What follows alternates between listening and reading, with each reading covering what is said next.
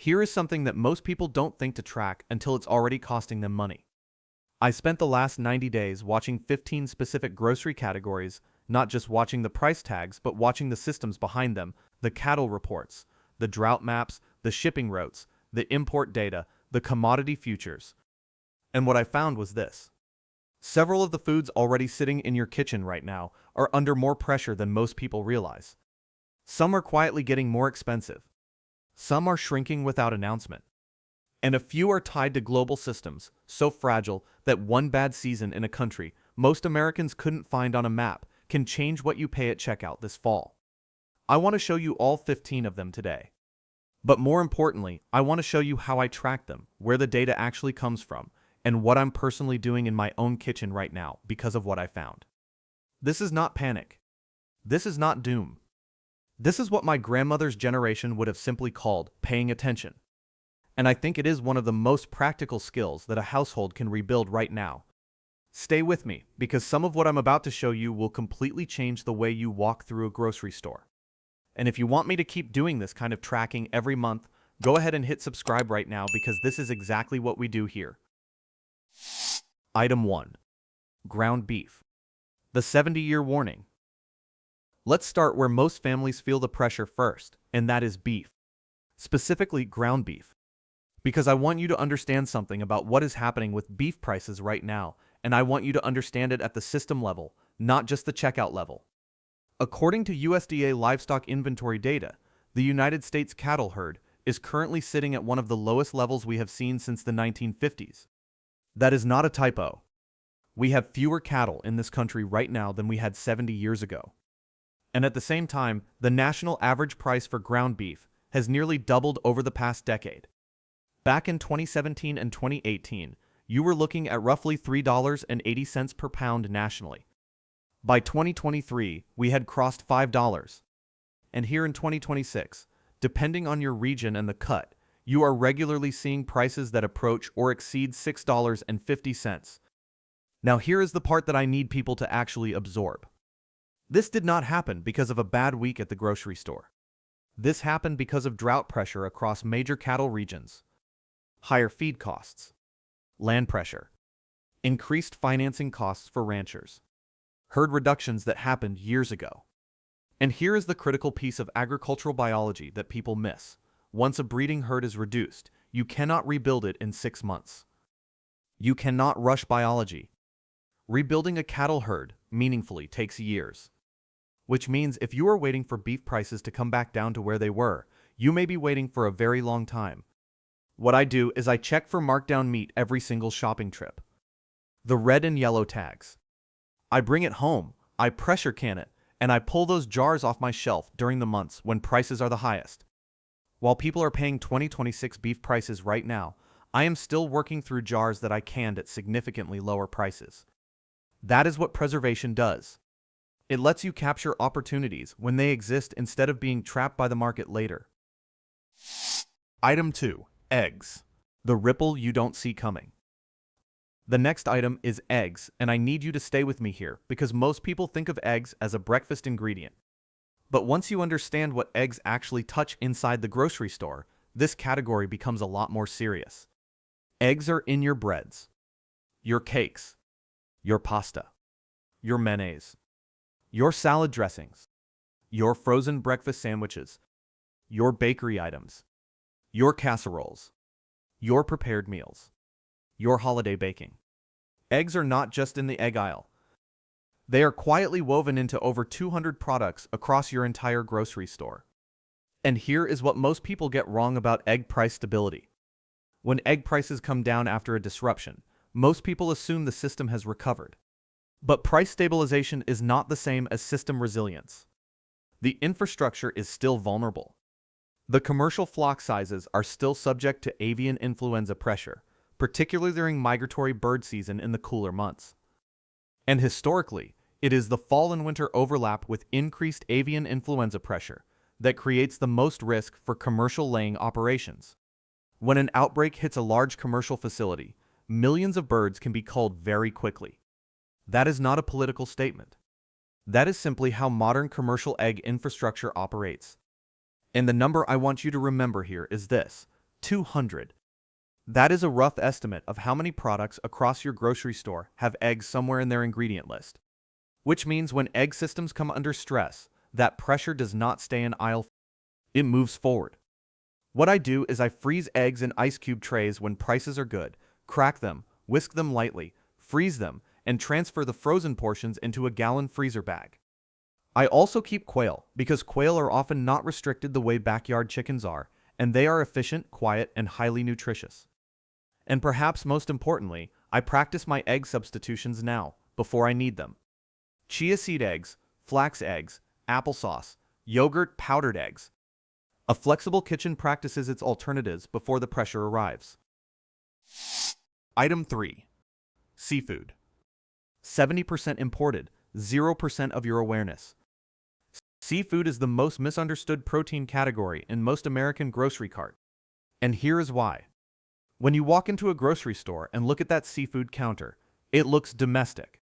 It looks abundant. It looks safe. But the reality, according to data from NOAA and the USDA, is that somewhere around 70 to 80% of the seafood that Americans consume is imported. That number tends to genuinely surprise people the first time they hear it. And once you sit with it, you start to realize that your seafood is deeply connected to international labor systems, fuel prices, shipping routes, refrigeration infrastructure, ocean conditions, global demand, and trade relationships, all of which are under various forms of pressure right now. Here is something that took me a while to understand. Seafood does not spike dramatically the way that beef does. It shifts quietly. Can sizes get a little smaller? Brands start to consolidate. Quality becomes a little inconsistent. Prices nudge up just slightly, not enough to make headlines, but enough that over a year, you suddenly notice that your canned salmon habit is costing noticeably more. That is the signature move of seafood inflation. It is not loud. It is gradual. And the thing is, a lot of the smaller fish products that people do not think twice about, anchovies, sardines, canned tuna products, these are heavily sourced from very specific regions of the world. Peru and Chile for anchovies, where fisheries are directly affected by El Niño ocean temperature cycles. Vietnam and Thailand for much of the canned tuna supply. These are not domestic systems. They are global ones. What I do is I pressure can fish at home. When I find frozen salmon on sale, I preserve it myself. It does not take up freezer space. It does not require continuous electricity, and it is there on my worst grocery week without apology. Item 4. Olive oil. When trees cannot keep up. This one connects directly to proteins in a way that most people do not see at first. Because once proteins get expensive and households start leaning harder into pantry cooking, flavor systems become critically important. And the first flavor builder I need to talk about is olive oil, because this is one of the clearest examples of what happens when a country becomes heavily dependent on a global agricultural system. Spain produces roughly 40% of the world's olive oil. And over the past several years, major drought conditions and extreme heat events across European growing regions have significantly reduced harvest yields in some of the world's most productive olive groves. Here is the piece of biology that matters most in this conversation. Olive trees take 3 to 5 years to reach productive yield after planting, and older, established trees stressed by drought, recovery is slow. And that means when harvests are disrupted, the price effects do not disappear the following year. What most people do when olive oil gets expensive is they simply switch to avocado oil. That feels like a solution. But here is the problem. When enough consumers make that switch simultaneously, they transfer the pressure. And now you have demand surging in the avocado oil category, which has its own production, transportation, and agricultural dependencies. What I do instead is build a fat system. I keep olive oil, avocado oil, coconut oil, rendered beef tallow, and save bacon grease as a rotation. No single fat can fail and take my kitchen with it. Bacon fat contains oleic acid, the same monounsaturated fat found in olive oil, and it adds a depth of flavor. That is not waste management. That is kitchen intelligence. Item 5. Butter and rich dairy. The energy system you are eating. Most people, when they think about butter getting expensive, think about cows. And yes, the dairy herd is part of the story. But butter is not just biology. Butter is a continuously running energy system. Think about what has to happen before that stick of butter reaches your kitchen. The cow requires continuous feed, corn, soy, alfalfa, hay, all of which have their own commodity price pressures. The milk has to be refrigerated from the moment it leaves the farm. It moves through transportation, processing facilities, distribution warehouses, and grocery refrigeration, all of which run on energy, all of which become more expensive when fuel costs rise. And then you have to layer on the labor cost because dairy operations do not pause. These animals are milked every day, sometimes twice a day, and that requires a continuous workforce. Here is what most people get wrong about butter specifically. Holiday season butter price increases are predictable. They happen almost every year. And yet most people still walk into November and pay peak price for something they could have bought at a better price in August or September. I buy butter when I see a genuinely good price and I freeze it. Butter freezes beautifully for up to a year with no quality loss. And I make herb butters throughout the year that extend the flavor value of every pound I buy. A little butter in your mashed potatoes matters. A spoon of butter swirled into a soup matters. A ribbon of cream in a bean dish matters. These are not luxuries. These are the ingredients that make inexpensive food taste like somebody in that kitchen actually cared. Item 6. Garlic. The ingredient with a trade war history. I need everybody to pull up a chair for this one, because garlic is one of the most dramatic examples of how a grocery item that feels completely ordinary. According to FAO production data, China produces roughly 75% of the world's garlic. Not a little more than everyone else. 3/4 of global supply comes from one country. And here in the United States, we do grow garlic, particularly in California.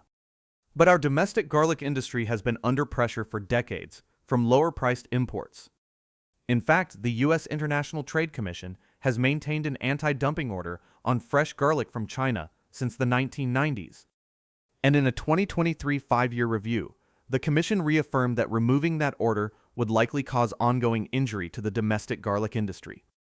And we have already seen what tariff pressure can do here. During the 2018 and 2019 period when Chinese goods faced escalating U.S. tariffs, industry reporting at the time described Chinese garlic prices rising significantly from roughly $15 to $20 per box toward $40 to $45 per box. Meanwhile, California garlic was already priced much higher. The average kitchen never felt it directly, but food manufacturers and distributors absolutely did, and those costs moved downstream. Garlic usage in a real kitchen goes up in fall and winter. Soup season, chili season, pasta sauce, garlic bread, broths, holiday cooking. And this is exactly when garlic becomes even more important, because garlic is one of the cheapest ways to make humble food taste like someone cooked with love. I grow garlic in containers. I preserve it in vinegar for refrigerated storage. And I dehydrate it outside, because if you do it indoors, your house will smell like an Italian restaurant got into a disagreement with a vampire for approximately 3 days. Item 7. Spices. The invisible price creep. Here is something most people don't notice until they are suddenly standing in the spice aisle doing math in their head. Spices don't get expensive all at once. They get expensive quietly, one small jar at a time, over months and years. You buy a thing of paprika, a thing of cumin, some garlic powder, a taco seasoning packet. Each one individually feels like a minor purchase. And then one day you add it all up and your spice drawer is costing more than your utility bill. Here is why this matters structurally. The overwhelming majority of the world's spices are imported. Black pepper is sourced primarily from Vietnam and India. Cinnamon from Sri Lanka. Turmeric from India. Vanilla from Madagascar. And a huge percentage of garlic powder globally, as we just discussed, from China. Every single one of these is an agricultural product grown in a specific geography, subject to weather, crop disease, labor costs, shipping costs, processing infrastructure. And here is the part that most people don't know. Spices are categorized in many agricultural economies as luxury crops. Not calorie crops. Not staple crops. Luxury crops. And when a region experiences instability or has to prioritize resources, the calorie crops get protected first. There was a period around 2018 when vanilla prices on wholesale markets reportedly approached extraordinary highs. That is not a typo. Vanilla. The flavor in your baked goods. What I do is I grow high-value herbs in containers: basil, oregano, rosemary, parsley, mint, chives, sage. I cut them regularly. I dehydrate them in bulk. I freeze-dry them in olive oil cubes and herb butters. And I seed save every year so that this resource renews itself. One pot of rosemary on a patio is flavor insurance that costs almost nothing to maintain. Item 8. Canned tomatoes. The 90% state that nobody discusses. This next one surprised even me when I really dug into the data. And once I understood it, canned tomatoes moved from a background pantry item to one of the most strategically important things I stock. California produces roughly 90 to 95% of all processed tomatoes in the United States. Not most. Not the majority. Nearly all of them. Your canned crushed tomatoes, your tomato paste, your jarred pasta sauce, your canned diced tomatoes, the tomatoes in your chili and your soup and your stews, almost all of it originates in California's Central Valley. And that single state dependency has become increasingly fragile over the past decade due to prolonged drought conditions in the Central Valley, combined with water rights restrictions and infrastructure pressure. Multi-year water stress does not just reduce one harvest. It degrades soil, challenges perennial crops, and creates planning uncertainty for growers year after year. Here is what most people get wrong about canned goods generally. They think of them as the stable, boring, always available pantry category. But concentrated geographic dependency is a specific type of fragility. It means that one extended drought season, one water rights decision, one infrastructure disruption in one region of one state can affect your entire canned tomato supply chain at once. I stock canned tomatoes aggressively. And during peak summer tomato season, I can my own.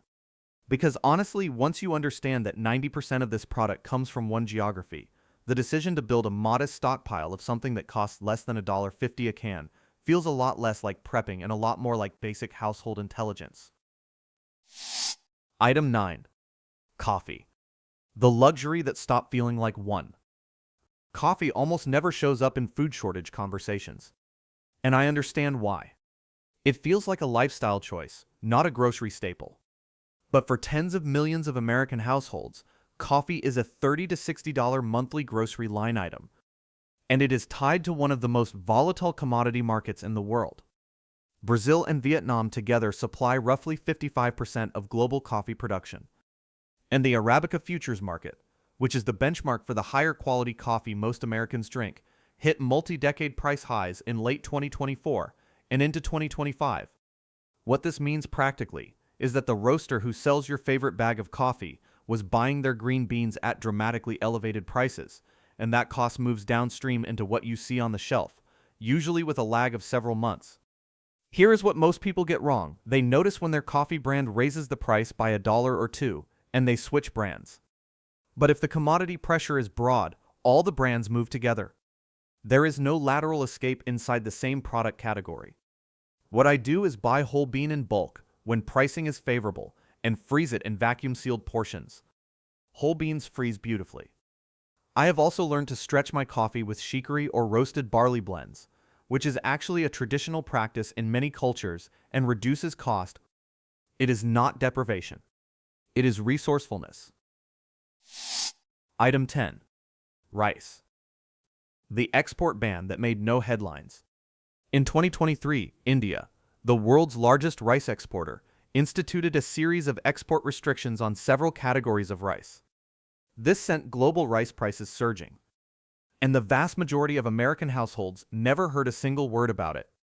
This is one of the clearest examples of something I keep coming back to in this conversation. The decisions that affect your grocery bill are made far upstream, often in countries whose agricultural policies most Americans never track. And by the time you feel it at the store, the pressure started 6 months to a year earlier somewhere entirely different. Rice feels infinitely available in America. We have our own domestic rice production in states like Arkansas, Louisiana, and California. But rice is a globally traded commodity. It is subject to export bans, geopolitical decisions, climate disruption in major growing regions, and demand competition from billions of people in Asia and Africa for whom rice is not a side dish, but the centerpiece of every meal. Here is what most people get wrong. They treat rice as a last resort ingredient. They pull it out when nothing else is available. But rice is one of the most nutrient-dense, calorie-dense, versatile-based foods on Earth, and it stores for 25 or more years in sealed food-grade containers with oxygen absorbers. I buy 25-pound bags from Asian grocery stores, where the price per pound is almost always significantly better than big box stores. I store it in food-grade 5-gallon buckets. And I actually cook rice well, with broth instead of water, with aromatics, with spices and herbs, because properly prepared rice is not a poverty. It is a foundation. Item 11. Dried beans and lentils. The last affordable protein, but for how long? Dried legumes are the only major protein category that has not significantly outpaced general inflation over the past decade. And I say that carefully because I think that window may be narrowing. A pound of dried black beans costs somewhere between $1 and $2 in most markets right now, and provides roughly 6 to 7 servings of protein at a fraction of the cost of ground beef. That is a genuine economic advantage that most households are not fully exploiting. And the reason is cultural, not practical. We have been conditioned to think of beans as a side dish or a backup plan. But traditional food cultures around the world, Italian, Mexican, Indian, Middle Eastern, West African, built their foundational cooking around legumes precisely because legumes are nutritious, shelf-stable, flexible, and deeply satisfying when cooked with care. Here is what most people get wrong about this category. They do not buy beans until everything else is already expensive. And by that point, everyone else is buying beans too, and the advantage shrinks. The time to stock dried beans is now, while the price advantage is still intact. I store dried beans and lentils in sealed food-grade containers with oxygen absorbers. They store for 10 or more years under proper conditions. And I cook them well. I season them properly. I learned the techniques that make beans taste like something you want to eat, not something you are settling for. Because a pot of well-seasoned lentils with garlic and olive oil and fresh herbs is a genuinely satisfying meal. It is not a compromise. It is a craft. Item 12. Flour and baking staples. The wheat market that has not fully settled. In March 2022, the FAO Food Price Index hit a 50-year high. One of the primary drivers was wheat, because Ukraine had historically supplied roughly 10% of the world's wheat exports and a significant portion of global sunflower oil, and both were suddenly and dramatically disrupted. Flour prices spiked. Then they came down somewhat. And most people closed the chapter in their minds and moved on. But wheat is still a geopolitically exposed commodity. The structural factors that caused that disruption have not been fully resolved. And wheat also faces ongoing climate pressure, with major growing regions in the U.S. plain states, Australia, and parts of Europe experiencing more variable and unpredictable growing seasons. Here is what most people get wrong. They see flour go back to a somewhat normal price, and they assume the issue is resolved. But the supply system is still carrying the echoes of that disruption, and any new shock to a system that has not fully restabilized can cause faster and sharper price movements. What I do is I keep all-purpose flour, bread flour, and cornmeal stock. I store them in food-grade containers. And perhaps most importantly, I have learned how to make things from scratch that most people buy pre-made. Flatbreads, tortillas, simple yeast breads, biscuits. Because when you know how to make bread from flour, yeast, salt, and water, the grocery store has a lot less power over your dinner table. Item 13. Cooking oils. The cascade nobody planned for. Here is something that the 2022 disruption taught us about cooking oils that most people still have not internalized. When one major oil comes under pressure, consumers shift. And when enough consumers shift simultaneously, the alternative category comes under pressure too. And then sometimes the backup to the backup also comes under pressure. And you end up with an entire oil category moving at once. This happened with sunflower oil in 2022. Ukraine was, and to a significant degree still is, one of the world's largest sunflower oil exporters. When that supply was disrupted, global buyers shifted to palm oil, to soybean oil, to canola. Demand surged across multiple oil categories simultaneously. Prices moved together. There was no clean safe harbor inside the conventional oil market. Here is what most people get wrong. They think switching oils is a hedge. It can be, but only if the alternative is structurally different. If you move from olive oil to avocado oil, you are still in the premium global agricultural oil market. You have not diversified. You have just moved within the same category. True diversification means adding animal fats to your rotation. Rendered beef tallow, lard, saved bacon grease, coconut oil. These products have different supply chains, different agricultural bases, and different price dynamics than seed and fruit oils. They do not all go up at the same time, which means your kitchen retains function even when a particular oil category is under stress. That is not extreme. That is practical. Item 14. Citrus and produce. The Florida collapse most people missed. This one lands differently when you hear the actual number. Florida citrus production has declined by over 90% from its historical peak. That is not a slight reduction. That is a structural collapse caused by citrus greening disease, also known as huanglongbing, an incurable bacterial infection spread by a tiny insect called the Asian citrus psyllid that has devastated Florida's orange and grapefruit groves over the past 2 decades.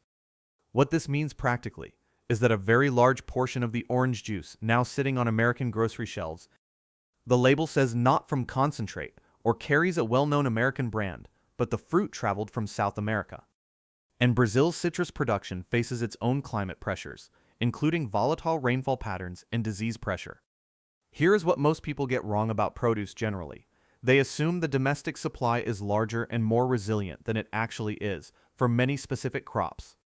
Geography-specific crops, particularly those tied to 1 or 2 major producing states or regions, carry concentrated risk that most consumers never think about. What I do with citrus is I squeeze and freeze fresh juice when citrus is at its seasonal price low. I aggressively zest everything before it goes bad. I use powdered vitamin C as a backup. And honestly, learning to cook with dried citrus zest has been one of the small kitchen skills that pays dividends in flavor all year long. A pinch of dried orange zest in a pot of black beans. A little lemon zest in a vinaigrette. It costs almost nothing, and it makes humble food taste alive.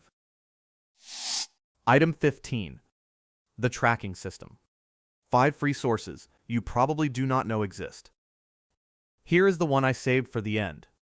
Because everything I just walked you through, all 15 of those categories, I did not learn by guessing. I learned it by reading actual data. And the good news is that the most useful data sources in the world for tracking food supply are completely free, published by the government, and updated regularly. Most people assume you need a financial background or an agricultural degree to understand these reports. You absolutely do not. The first source is the USDA Economic Research Service, which publishes a monthly food price outlook with 12-month forecasts for every major grocery category. Updated every single month. Free. Completely public. The second source is the USDA NAS, the National Agricultural Statistics Service, which publishes livestock inventories, crop production estimates, and harvest progress reports. This is where the cattle herd data lives. The third source is the FAO Food Price Index, published monthly by the United Nations Food and Agriculture Organization. It tracks global commodity prices across cereals, oils, dairy, meat, and sugar. This is how you watch what is happening globally before it hits your local store. The fourth source is the CME Group Commodity Futures data, which is publicly viewable online. Watching the futures price for cattle, wheat, coffee, and corn gives you a forward-looking indicator, not a lagging one. The fifth source is NOAA's Fisheries Reports, which track fish stock assessments and import data and give you early warning on seafood category pressure. And here is how I tie all 5 of those sources together with a personal price book, which is just a simple log, a notebook, a phone album, a spreadsheet of what things actually cost in your specific stores over time. Because national data tells you what direction the pressure is coming from. Your price book tells you when it has arrived in your kitchen. When you combine upstream data with local observation, grocery stores lose their psychological power over you. You stop reacting.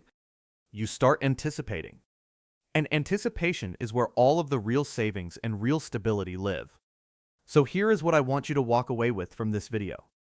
Not panic. not a panic cart, not a credit card full of emergency groceries that are going to sit in your garage. What I want you to walk away with is a different relationship with how you think about food. Because every single item on this list, every pressure point I described, the beef herd, the egg infrastructure, the imported seafood, the olive groves in Spain, the garlic fields in China, the tomato farms in California, every one of them follows the same pattern. The decisions that change your grocery bill happen long before you feel them. Months before. Sometimes years before. And the households that stay calm and stay fed during those moments are not the ones with the most money. They are the ones who started paying attention early. That is what my grandmother's generation understood. They watched the harvest. They watched the weather. They preserved food when it was abundant because they knew abundance was not permanent. And they cooked flexibly because they had never been promised that the grocery store would always cooperate. I am not asking you to can 100 jars of beef tomorrow. I am not asking you to buy a year of rice tonight. I am asking you to do 3 things this week.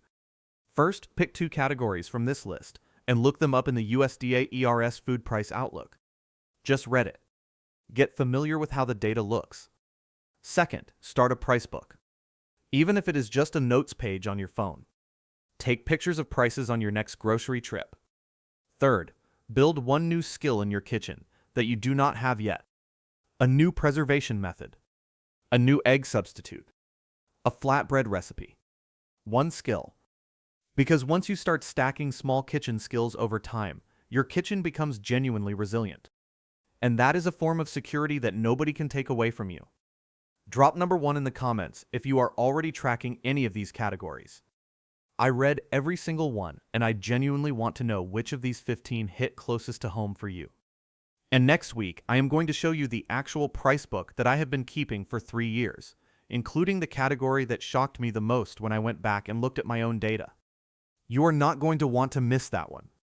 Hit subscribe if you want to be here when that video drops. And if you know someone who needs to hear this conversation, share this video with them. Because the more people who are paying attention before the pressure arrives, the fewer people end up reacting in a panic when it does. I will see you in my kitchen.